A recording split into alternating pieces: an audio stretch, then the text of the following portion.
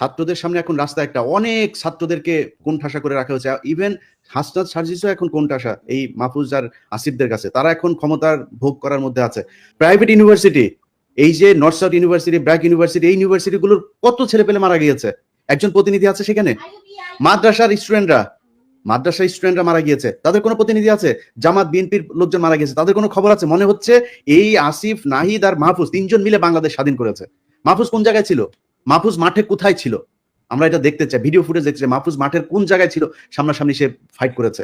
কোথাও ছিল না। আয়সা তিনি এখন মাস্টার মাইন্ড হয়ে গিয়েছেন। এখন এই যে জিনিসগুলো করা হয়েছে, আমি মনে করি আমার সাথে অনেকে যোগাযোগ করে প্রাইভেট ইউনিভার্সিটির, বিশেষ করে একটা বিশাল বড় গ্রুপ আছে, এই গ্রুপগুলো চায় তারা এদের ব্যাপারে। আমি বলি যে দেখেন ভাই, ওরা যেভাবে চালাচ্ছে চালায়, যেহেতু তারা 5 তারিখের একটা পক্ষ, আমি তাদের প্রতি একটা সফট কর্নার ছিল, কিন্তু আজকে বলছে যারা যারা আছেন সবাইকে, ইভেন কি ভিপি নুরুল হক নূরের দল, তার কন্ট্রিবিউশন নাই এখানে? আছে নাকি? নূরের কোনো কিছু আছে নাকি? আমি বলি ভাই, আমি আমার কথা বলি, আপনার কথা বলি, বলেন কষ্টের কথা আজকে বলি। আজকে যেহেতু আলোচনা এসছে নতুন করে, আমার নামে মামলা আছে, এই মামলাগুলো সরানো উচিত না? এমন কোন উপদেষ্টা কেউ ফোন করেছে আমাকে এখন পর্যন্ত যে ভাই কি হয়েছে, কোথায় আছে আপনার মামলা? আসিফ নজরুলের ওই নারী কেলেঙ্কারি করবো, তখন আসিফ নজরুল ফোন করে, ইলিয়াস আপনার কি কি আছে আমার একটু দেন। আরে বেটা, তোর কাছে আমার দেওয়া লাগবে না, তুই আগে চাইছিস আমার কাছে? আগে চাস নাই কেন? আগে যদি চাইতি তাহলে তোর আমি দিতাম। এরপরে আজ পর্যন্ত কেউই করে নাই, কেউ করে নাই। আমরা এটার কোনো পক্ষ না? আমাদের কাছে জিজ্ঞেস করার প্রয়োজন? আমাদের কোনোদিন একটা ফোন করে তো কোনো মন্ত্রণালয় থেকে ফোন করে বলে নাই যে ভাই আপনারা, আপনাদের প্রতি কৃতজ্ঞতা, বেটা চেয়ারটা তো পাইছিস আর বসে গেছিস, চেয়ার কি এমনি এমনি হয়েছে নাকি? এই বাংলাদেশে আজকে যে মানুষের যে ভারত বিরোধী যে মনোভাব, এটা ইলিয়াস, পিনাকি, কনক স্যার তারা তৈরি করেছে, এই জন্য হয়েছে। এত সহজে আসে নাই। যেই সময় আপনারা কথা বলতে পারেন নাই, যেই সময় কনক স্যারের বোন জেলখানায় ছিল, সেই সময় আপনারা কই ছিলেন? কোথায় ছিলেন? কি ছিল? একটা পোস্ট করতে পেরেছেন ফেসবুকে? এখন মুখ বড় করে অনেক বিএনপির নেতাও বলে ফেলেন যে বাইরে বসে কিছু মানুষ খায়া দেয় কাম পায় না। এই কথাটা 7 মাস আগে বলতি, তাইলে বুঝাইতাম। 7 মাস আগে বলিস নাই কেন? যদি নাকি আসলে এই দেশে থাকতে চান, দেশে থাকতে চান, আমি আবারও রিপিট করি, দেশে যদি থাকতে চান, পরিস্থিতি যা হয়েছে আপনি দেশেই থাকতে পারবেন না। আসিফ নজরুল অলরেডি তার বউ বাচ্চা আমেরিকায় পাঠিয়ে দিয়েছে, সে টাকা পয়সা যা পাঠাচ্ছে একদম দায়িত্ব নিয়ে বলছি, আপনাদেরকে গ্যারান্টি দিয়ে দিলাম, আসিফ নজরুল আমেরিকাতে সব প্রপার্টি কিনেছে। প্রপার্টি কার মাধ্যমে কিনেছে সেটাও জানি। পরিস্থিতি আসুক, পরিস্থিতি আসলে আপনারা জানতে পারবেন, তখন এই ক্যান্টনমেন্টের ঘটনা যেমন আজকে বের হয়েছে, ওইভাবে সবকিছু সামনে নিয়ে আসা হবে। তো আমি মনে করি বাংলাদেশে সবাই তো ঢালাওভাবে বলা সম্ভব না। জামাত, বিএনপি, হেফাজত, এই প্রাইভেট ইউনিভার্সিটি, পাবলিক ইউনিভার্সিটি, এই যে এখন দেখেন যেখানে যাচ্ছে তারা মার খাচ্ছে। কারণ কি? কারণ ওই পক্ষটা তাদের এই কার্যক্রমকে পছন্দ করে না। তো আমি মনে করি তাদের কালকে থেকে যেখানে যেখানে সময় টিভিতে এখন পর্যন্ত খুনিরা বসে অফিস করে, ভাই খুনি কেমনে অফিস করে? বলেন তাহলে, যে কেউ মারা যায় নাই, আপনি হত্যা মামলার আসামিরা আপনি অফিস করতে দেন, এটা কোন ধরনের নাটক? আশিক রহমান, এই যে আরটিভির হত্যা মামলার আসামি, কই? আপনি তারা ধরেন না। সো কালকে থেকে লিস্টিং করতে হবে কোন কোন অফিসে এখন পর্যন্ত হত্যা মামলার আসামিরা আছে, আওয়ামী লীগের দোষর আছে, সেই অফিসে যায় তারপরে বাই ফোর্স তাদেরকে ওখান থেকে সরাইতে হবে। সাংবাদিক, প্রথম আলোর যেসব সাংবাদিকরা এই বাংলাদেশে ভুয়া জঙ্গি বানায় তারপরে তাদেরকে 12 বছর গুম করে রেখেছে, তাদেরকে কি করতে হবে? সবচাইতে বড় কাজ যেটা, সেটা হচ্ছে যারা এই 12 বছর গুম ছিল, ভাই আপনারা লোক পান না, কারে কোথায় বসাবেন, কে ভালো মানুষ? আরে ভাই ভালো মানুষের দরকার নেই, খারাপ মানুষের নিয়ে বসান। মনে করেন গুম ছিল, এরা খুব খারাপ মানুষ, ওরে নিয়ে বসান, ও যাই করুক অন্তত বিট্রে করবে না। আওয়ামী লীগকে আনার জন্য ওরা কোনো কাজ করবে না, কারণ ওরা 12 বছর গুম ছিল। এই লোকগুলির কোথাও বসানো নেই। গুম ঘরে নিয়ে যায় পরিদর্শনে, সেখানে হাসিনুর রহমানরে নিয়ে যায় না। আপনি কোন দেশে আছেন? আপনার এই ওয়াকারের গায়ে আগুন জ্বলে যায় হাসান নাসের আর আসিনুরের নাম শুনে। আপনি কে ওয়াকার মিয়া? আপনার জীবনের সবচাইতে বড় পাপ, আপনি যে দোজকে যাবেন, আপনি নাকি মাগরিব থেকে আইসা পর্যন্ত আপনি নাকি কোরআন ছাড়া কিছু বুঝেন না। আমাদেরকে বুঝাই গেল ভাই, আজকে বলি নামটাম না বলি, আমার আর কনক ভাইরে আর্মির প্রতিনিধি দল আইসা নিউ ইয়র্কে এসে বুঝাই গেল, উনি মাগরিব থেকে এসা পর্যন্ত কারোর সাথে দেখা করেন না, কোরআন শরীফ পড়েন। এইভাবে নাকি কেমন পরে চশমা চোখে দিয়ে এইভাবেও দেখা গেল না, একদম সামনে বসা। আমরা বিশ্বাস করলাম। আমরা কিন্তু তারপর থেকে পিনাকি দাদার কাছে আমি মাপ চাই আজকে।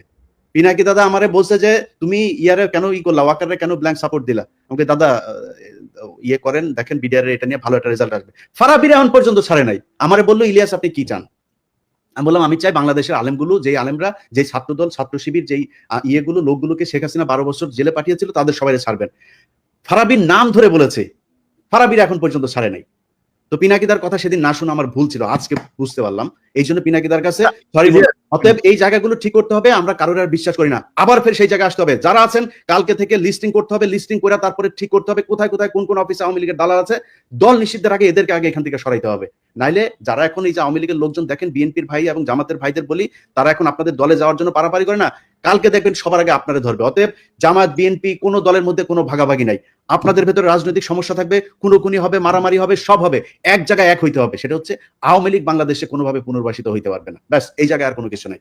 সবাই প্রস্তুতি নেন, আবার বিপ্লব শুরু হবে ইনশাআল্লাহ। দাদা, আপনার কোনো মন্তব্য?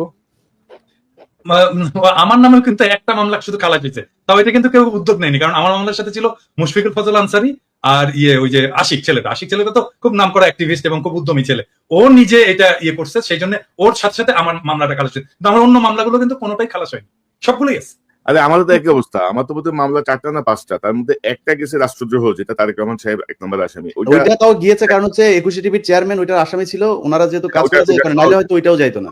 আচ্ছা, এই যে টাকা পয়সা নিয়ে করছেন, এটা নিয়ে বাঁচতে পারবে না। কি করতে হবে? যেটা করতে হবে সেটা হচ্ছে এই যে হত্যা মামলার আসামিগুলো আছে না, এটার উপর আপনাদেরকে সবার আগে এমফেসিস করতে হবে। আপনারা যারা আহত হয়েছে না, তাদের চিকিৎসার জন্য সর্বোচ্চ করতে হবে। যারা নিহত হয়েছে তাদের পরিবারকে খুব দ্রুত বড় অঙ্কের রাষ্ট্রীয় কোষাগার থেকে তাদের জন্য করতে হবে। এর আগে আমি বলেছি, পিনাকিদা বলেছে, আমরা একদম স্পষ্টভাবে যে যদি আপনার টাকার প্রয়োজনে, ফান্ডের প্রয়োজন, আমাদেরকে বলেন, আমরা ফান্ড কালেক্ট করে দেবো। বাংলাদেশের মানুষ এই জুলাইয়ের যে শহীদ, তাদের জন্য তাদের সর্বোচ্চ স্যাক্রিফাইস করতে রাজি আছে। আপনাদের কারণে মানুষ সেগুলো নিয়ে কথা বলে না, কারণ আপনারা তোলেনি না। মাঝখানে একবার কষ্টের কথা বলি, মাঝখানে একবার এরা পঙ্গু হাসপাতালের সামনে গিয়ে দাঁড়াইলো, আমি একজন ছাত্র উপদেষ্টাকে, সমন্বয়কে আমি বললাম যে ভাই, এই মানুষগুলো এখনো পর্যন্ত আমাদের মিডিয়াতে কথা বলে তারপর চিকিৎসা নিশ্চিত করতে হবে। সে আমার কি জবাব দিছে জানেন দাদা? সে আমারে বলে যে ভাই, এরা হইছে উপদেষ্টা হইতে চায়, বুঝছেন? আমার এরা উপদেষ্টা হইতে চায়, এদের অন্য ধান্দা আছে। যে কোনো ডিসেন্ট ভয়েসকে, যে কোনো প্রমিনেন্ট ডিসেন্ট ভয়েসকে বলা শুরু করে আর কি, যে উপদেষ্টা হইতে পারেনি জন্যই এরকম এগুলি করে।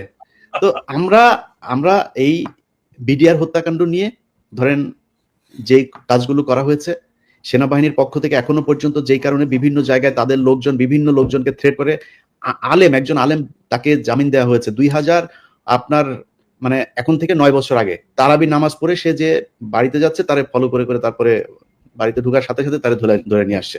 16 বছর বয়স একজন হাফেজ। আচ্ছা সরি, আমি ইলিয়াস এখানে একটু ইন্টারাপ্ট করি তোমাকে, কারণ এটা আমাদের ইন্টারনাল আলাপ, যেটা আমরা বাইরে বলিনি এখনো। আমি তোমাকে বলছিলাম যে আলেমদের যারা, আমি কিন্তু বেশ কিছু আলেমের মামলা ডিসমিস করার জন্য আমি নিজে ব্যক্তিগত উদ্যোগ নিয়ে এই কাজটা করছি, পিপিদের সাথে কথাবার্তা বলে, এবং এই লিস্টটা একটু প্লিজ পড়ো তুমি। আমার সাথে কালকে রাতেই আমার সাথে আলেমদের একটা প্রতিনিধির মিটিং হবে। আপনি চাইলে আমি আপনাকে আমাকে রাখো, লিস্টটা দাও, আমি নিজে আমি এখানে ভলান্টিয়ার করতে চাই এবং আমি ওনাদেরকে হেল্প করতে চাই। গ্রাউন্ড লেভেলে দরকার হলে আমি কথা বলে যেভাবে হোক এই ভুয়া মামলাগুলো থেকে তাদেরকে বের করে নিয়ে আসার